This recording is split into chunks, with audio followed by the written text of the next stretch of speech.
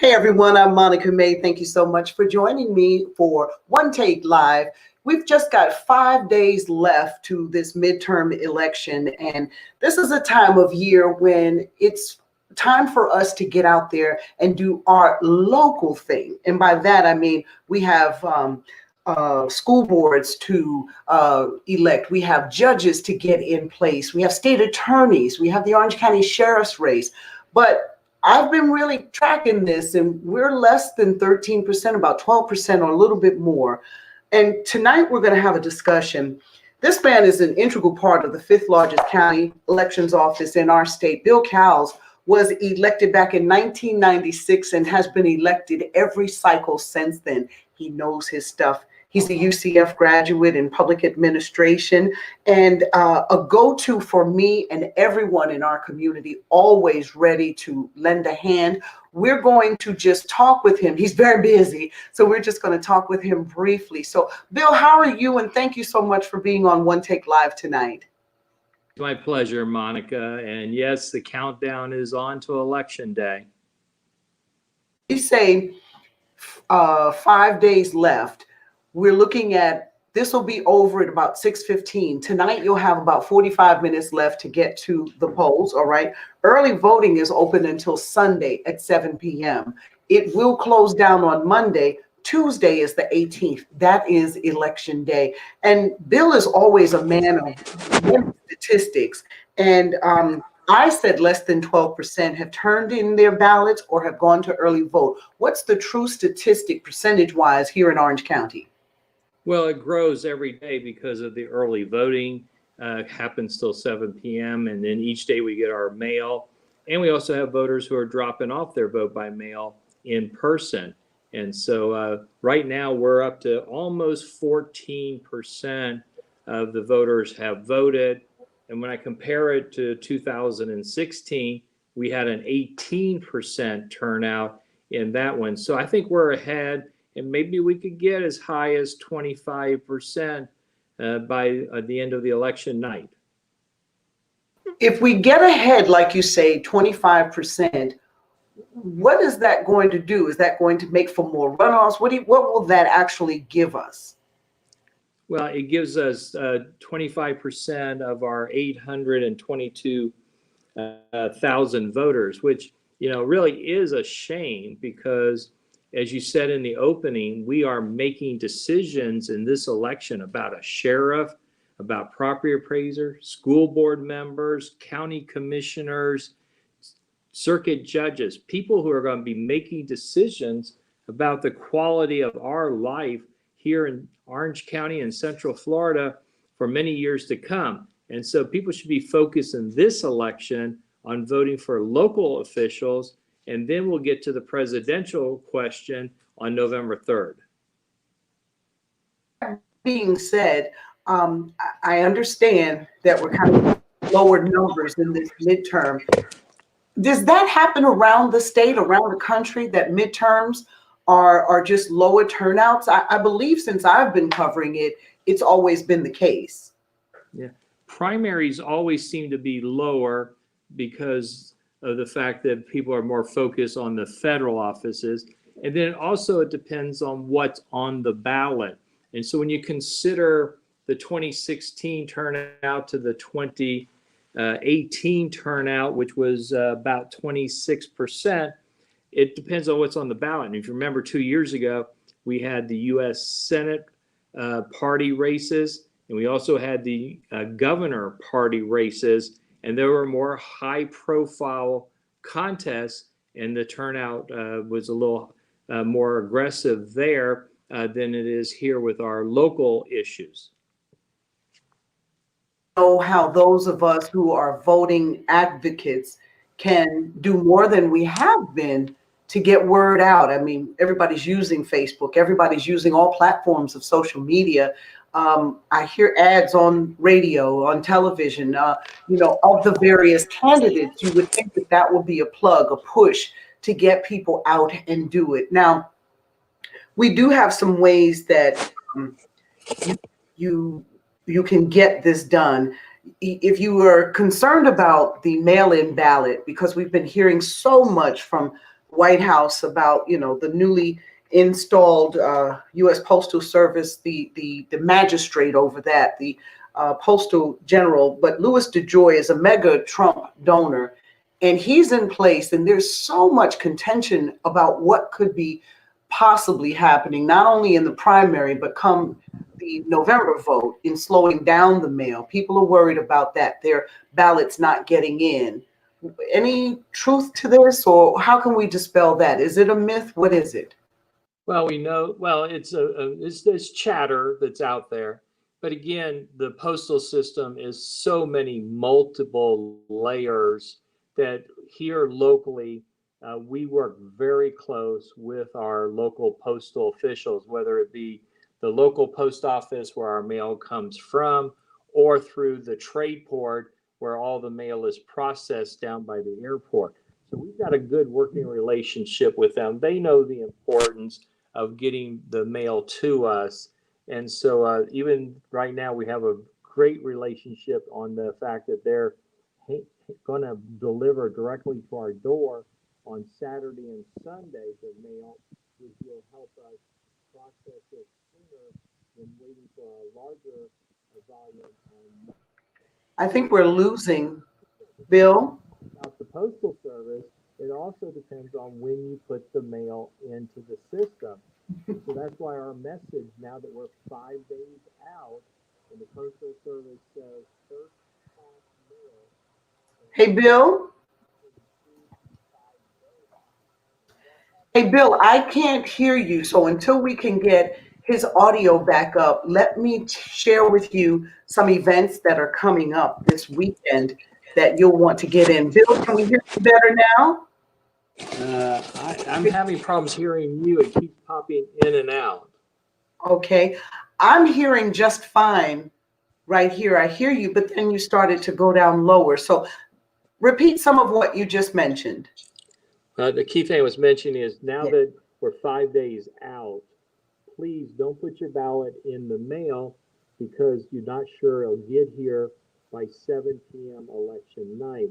That's why we have the drop boxes at all the early voting sites, and you can just drive up and drop it in the box. You don't have to get out of your car, and then your ballot will be back.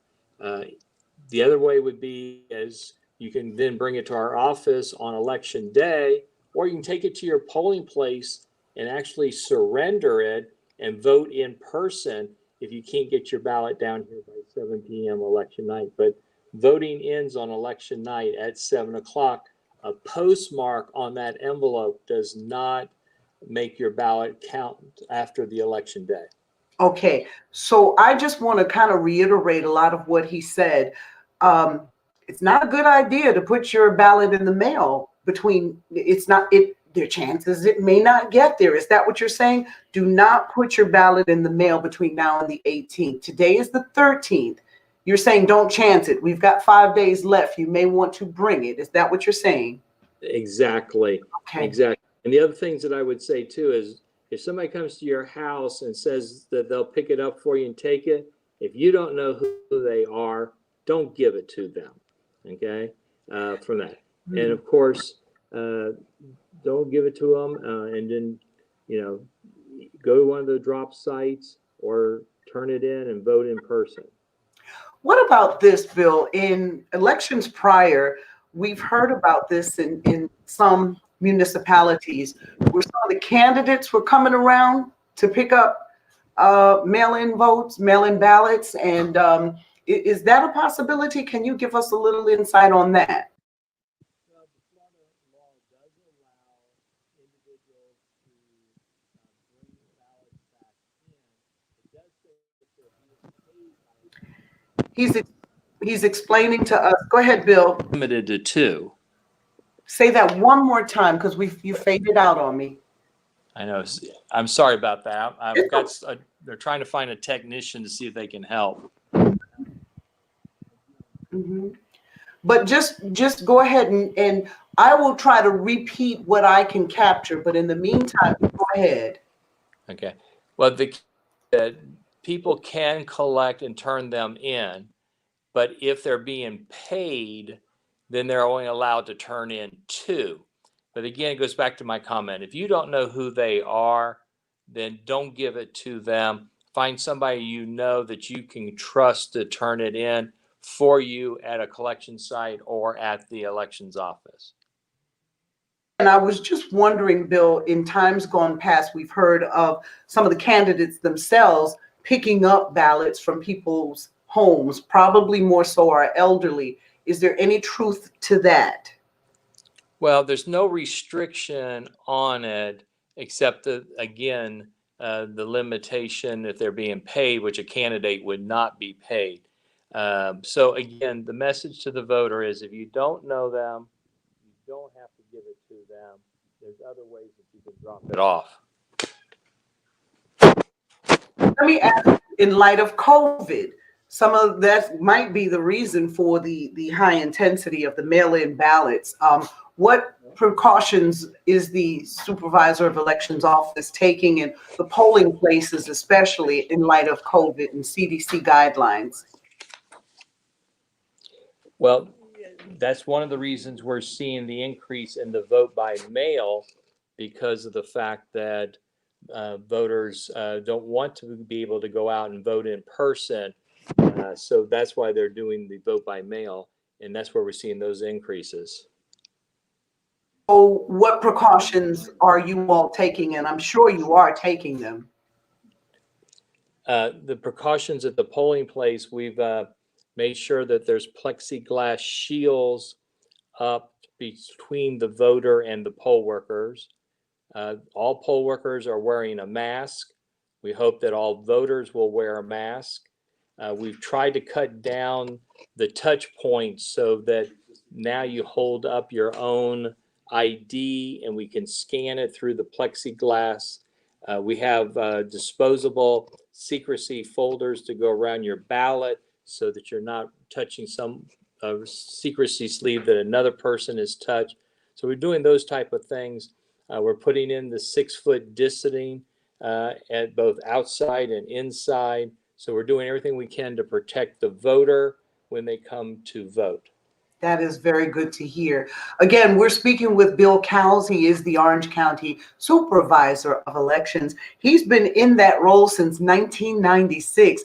How do you do it? I mean, I know I don't want to say a thankless job. I would never say that, but I know it's got to be hectic. And you are still doing some of the training yourself. That's amazing. Yeah, it's again, the love for community service, the love for the voting process. And, you know, each election, it presents its own new challenges. And so it's been an interesting career. I've seen a lot of highs and a lot of lows, but we go at it each election. You know, when you were a student out at UCF and you were studying through the School of Public Administration, what you wanted your career to look like? Were you expecting to become the supervisor of elections? No, elected office, public service as an elected official was not in the plan. I'm an Eagle Scout from Miami, Florida, and I came up here to go to school. I knew I was going to go to work for the Boy Scouts, worked 13 years for the Boy Scouts, and the previous supervisor of elections, Betty Carter, is the one who recruited me to come over here and be her chief deputy. And then when she retired, I decided to run. Have in managing Orange County Supervisor of Elections, and again, re-elected every cycle.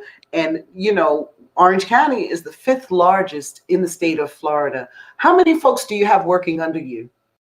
Right now, our full-time staff is 50. But on next Tuesday, when I sign the payroll for that day, it'll be close to 3,500 people who are working for me. So I've said at some point, I want to be trained to do that because that would be great experience and a great chance to be exposed. So maybe between now and November, I could do something like that. I would love to be able to serve in that way. If there are questions that people have for your office, what is the best way? What's your website and a quick phone number, if I may, for general information? Well, the easiest number is the 407-836-2070, and just push 0 for the operator, and then they'll direct you to whatever question you may have. Okay. Our website is ocfelections.com, and on there's a lot of information, one of which is we are recruiting because we know how big the presidential election is going to be. We need more poll workers to work on election day. So it's perfect time to call and sign up to be a poll worker. And a lot of times people think poll workers are volunteers, but in actuality, poll workers are paid to work the elections. Okay, that is good information for everyone. And you can find out what background information they'll be checking into as well, I'm sure. Again, thank you so much, Bill Cowles, Supervisor of Elections for Orange County. Again, do not put your ballot in the mail between today and the 18th. You don't want to chance that. Please either bring it to one of the early voting sites or on election day to where you are supposed to go to vote. And you know that sometimes those are not one and the same, or you can bring it down to Cayley Street. Thank you so much, Bill. I appreciate you as always. We're going to get through all of this, and don't believe the hype. Get out there. Your vote does matter. All right, let's all vote. Yes, ma'am. That's right. Thank you. All right, good night. Good night.